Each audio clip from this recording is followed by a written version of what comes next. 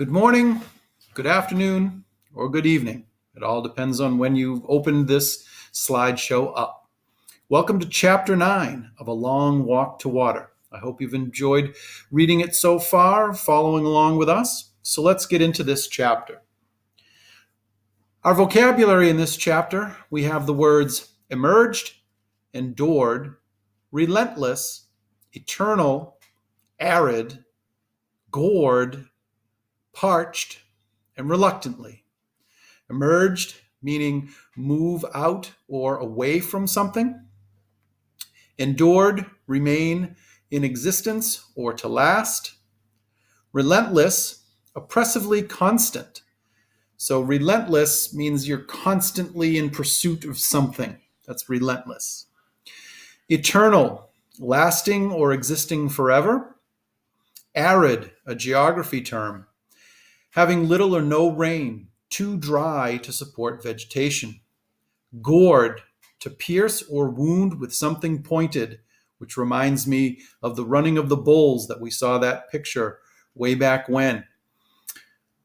And the bulls, hopefully not goring or piercing any of the ones who are running with them. Parched means dried out with the heat, and reluctantly an unwilling and or hesitant way. All right, so let's get started. We start off Chapter 9 with Naya in southern Sudan in 2008. Naya's family had been back in the village for several months the day the visitors came. In fact, it was nearly time to leave for the camp again. As the jeep drove up, most of the children ran to meet it.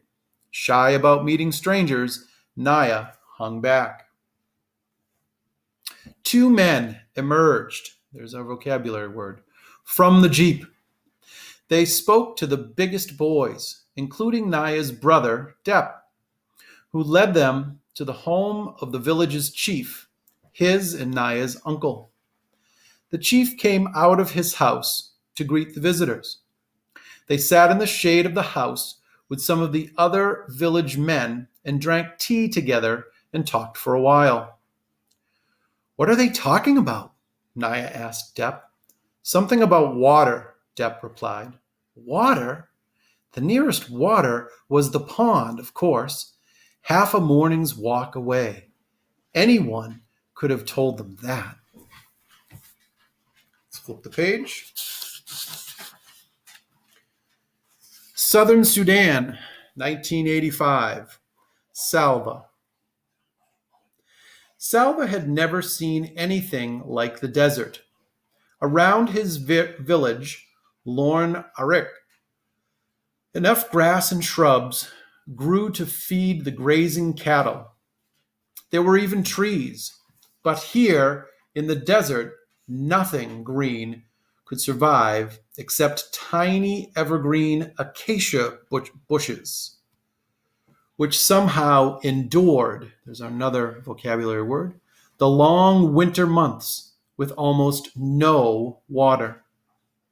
Uncle said it would take 3 days to cross the Akabu, which is a desert. Salva's shoes stood no chance against the hot, stony desert ground. The soles, made from rubber tire treads, had already been reduced to shreds, held together with a little leather and a great deal of hope. After only a few minutes, Salva had to kick off the flapping shreds and continue barefoot. The first day in the desert felt like the longest day Salva had ever lived through. The sun was relentless, a vocabulary word, and eternal, another vocabulary word. There was neither wisp of cloud nor whiff of breeze for relief. Each minute of walking in that arid heat, arid being our vocabulary word, felt like an hour. Even breathing became an effort. Every breath Salva took seemed to drain something rather than restore it. Thorns gored his feet. So there's our next vocabulary word, gored. His lips became cracked and parched. Uncle cautioned him to make the water in his gourd last as long as possible. So the gourd they're talking about here is more of like a water canteen, not gourd like the thorns had done to his feet. So two different words there. It was the harshest thing Salva had ever done, taking only tiny sips when his body cried out for huge gulps of thirst-quenching, life-giving water. The worst moment of the day happened near the end. Salva stubbed his bare toe on a rock, and his whole toenail came off. Ouch. The pain was terrible. Salva tried to bite his lip, but the awfulness of that never-ending day was too much for him. He lowered his head, and the tears began to flow. Soon, he was crying so hard that he could hardly get his breath. He could not think. He could barely see. He had to slow down, and for the first time on the long journey, he began to lag behind the group, stumbling about blindly. He did not notice the group drawing farther and farther ahead of him. As if by magic, Uncle was suddenly at his side. "Salva Mauen dot Ike," he said, using Salva's full name, loud and clear. Salva lifted his head, the sobs interrupted by surprise. "Do you see the group of bushes?" Uncle said, pointing. "You need only to walk as far as those bushes. Can you do that, Salva Moeen dot Ike?"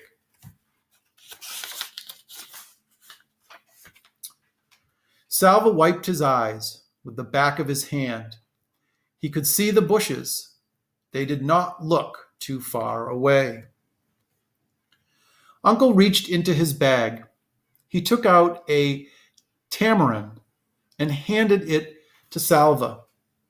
Chewing on the sour, juicy fruit made Salva feel a little better. And in our slide, our definition for that and what they look like, it says a sweet fruit often used as traditional medicine. So his uncle is giving him medicine for his toenail that has just come off. When they reached the bushes, Uncle pointed out a clump of rocks up ahead and told Salva to walk as far as the rocks. After that, a lone acacia, another clump of rocks, a spot bare of everything except sand. Uncle continued in this way for the rest of the walk. Each time he spoke to Salva using his full name. Each time, Salva would think about his family and his village, and he was somehow able to keep his wounded feet moving forward, one painful step at a time. At last, the sun reluctantly forced from the sky, reluctantly being our vocabulary word. A blessing of darkness fell across the desert, and it was time to rest. The next day was a precise copy of the one before. The sun and the heat, and worst of all, to Salvo's mind, a landscape that was utterly unchanged. The same rocks, the same acacias, the same dust. There was not a thing to indicate that the group was making any progress at all across the desert. Salva felt as if he had walked for hours while staying in exactly the same place. The fierce heat sent up shimmering waves that made everybody look wobbly. Or was he the one who was wobbling? The large clump of rocks up ahead, it almost seemed to be moving. It was moving. It was not rocks at all. It was people. Salva's group drew nearer. Salva counted 9 men. All of them collapsed on the sand. One made a small desperate motion, with his hand. Another tried to raise his head but fell back again. None of the men made a sound. As Salva watched, he realized that 5 of the men were completely motionless. One of the women in Salva's group pushed forward and knelt down. She opened her container of water. "What are you doing?" a man called. "You cannot save them." The woman didn't answer. When she looked up, Salva could see tears in her eyes. She shook her head, then poured a little water onto a cloth and began to wipe the lips of one of the men on the sand. Salva looked at the hollow eyes and the cracked lips of the men lying on the hot sand, and his own mouth felt so dry that he nearly choked when he tried to swallow. "If you give them your water, you will not have enough for yourself," the same voice shouted. "It is useless. They will die, and you will die with them." What would you do if you came across this in the desert, trying to survive, having very little water to gulp down? Would you share your water? What would you do? All right, thank you so much. And this concludes our reading of chapter 9. Stay tuned for tomorrow's reading of chapter 10. Have a great day.